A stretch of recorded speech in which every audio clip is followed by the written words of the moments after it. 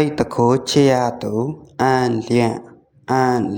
ချိန်တွေးတာကိုကြတော့ရွေးဝှိတ်ကိုချစ်တဲ့သူစီဖွင့်ပြောတာကြတော့ပျောက်ပိုက်အချစ်ဦးကိုကြတော့ချူးလျန့်လက်တွဲတာကိုကြတော့ချမ်းစုပ်လက်ဆောင်ပေးတာကိုကြတော့စုံလီဝုချစ်သူတွေကြတော့လျန်းဇံတယောက်ကိုတယောက်အရန်ချစ်တာကြတော့ရက်လျန့်အပြန်အလှန်ဖတ်ထားတာကိုကြတော့ရုံးပေါက်